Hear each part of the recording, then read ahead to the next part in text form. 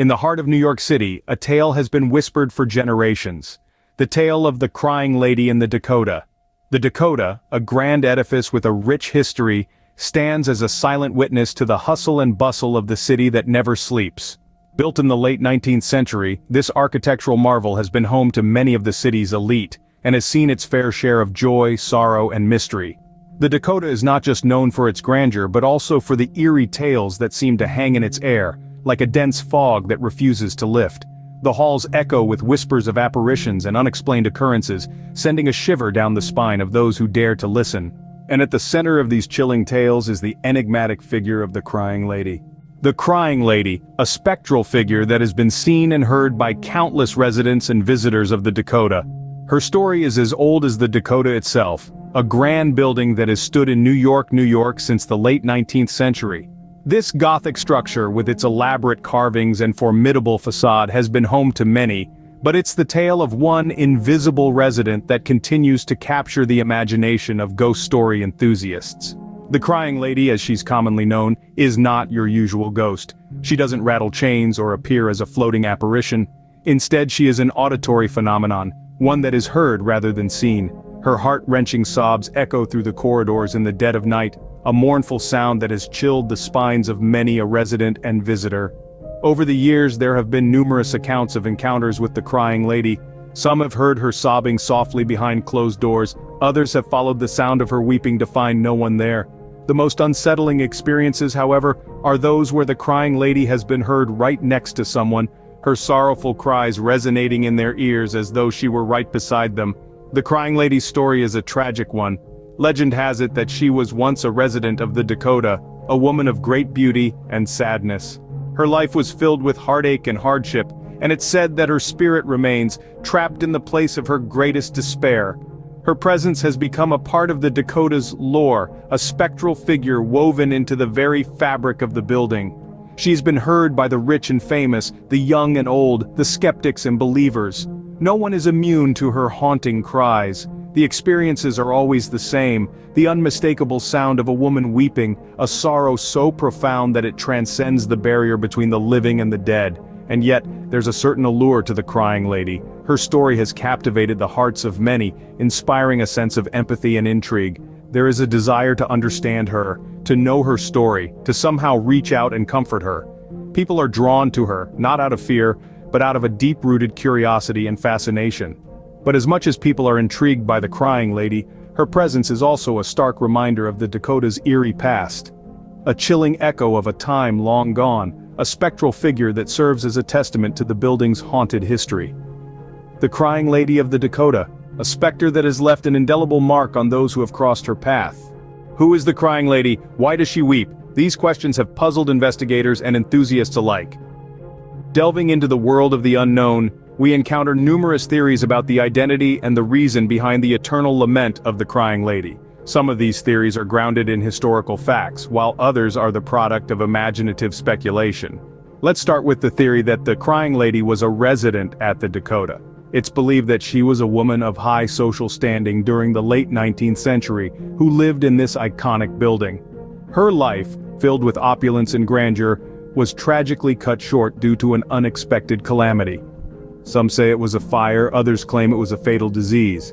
Regardless of the cause, her untimely demise led her spirit to roam the halls of the Dakota, forever mourning her lost life. Another popular theory suggests that the crying lady was a servant at the Dakota.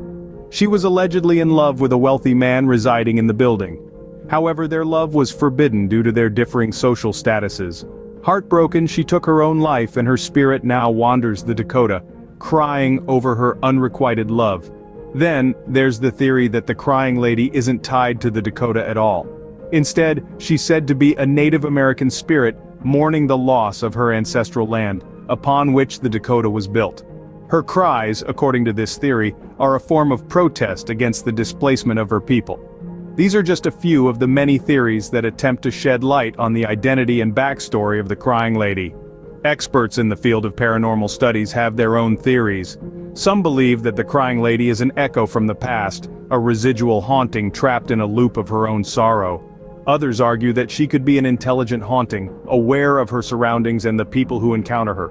It's also interesting to note that while most agree that her cries are laden with sorrow, a few suggest that they might be cries of anger or frustration.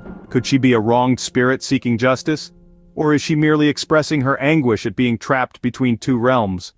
The theories surrounding the crying lady are as diverse and intriguing as the mystery itself. Each one offers a unique perspective, a different lens through which we can attempt to understand her. They paint a picture of a spirit caught in a cycle of eternal sorrow, forever bound to the Dakota. Though these theories offer a glimpse into the enigma of the crying lady, the truth remains elusive. The crying lady of the Dakota continues to weep, her cries echoing through the corridors of time, her story waiting to be unraveled. The crying lady's tale has permeated beyond the Dakota's walls, making its way into popular culture. A spectral figure forever trapped in a cycle of sorrow, her story has left an indelible mark on our collective consciousness. She has been featured in countless mediums, from spine-chilling novels to edge-of-your-seat films, her haunting echoes reverberating through the annals of entertainment. She's been the muse for storytellers, a catalyst for creativity, and a symbol of untold stories, hidden secrets, and unresolved pasts. In literature, she's been woven into narratives as a tragic figure, a spectral presence, a mysterious apparition. Her tears have soaked the pages of horror and mystery novels, adding a layer of intrigue and a touch of the otherworldly. She's been the inspiration for poems, her sorrow echoing in verses, her story immortalized in rhymes. On the silver screen, she's been portrayed in various lights, from a tragic heroine to a fearsome specter. Her story has served as a plot device, adding a thrilling twist to the narrative, keeping viewers on the edge of their seats, their hearts pounding in anticipation.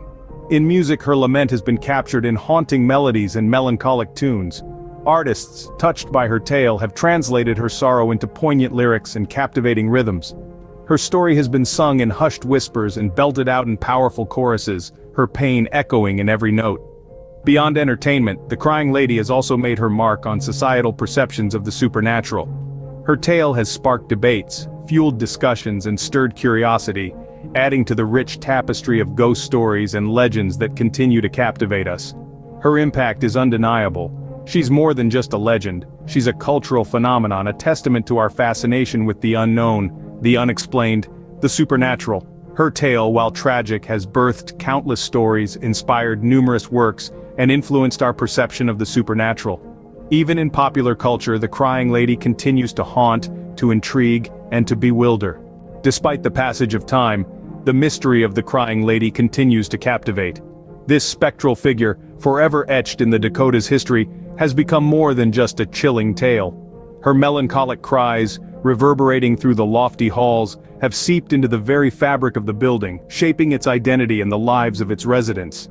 The enduring enigma of her existence, her sorrow and her ceaseless lament, intrigues us, compels us to seek answers, to unravel the truth behind the tears. Why? It could be our innate curiosity, the human need to decipher the inexplicable.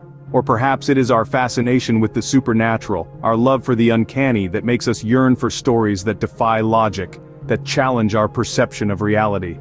In the end, perhaps it is the mystery itself that draws us in, the eternal allure of the unknown. And so, the crying lady continues to weep, her tale echoing through the halls of the Dakota.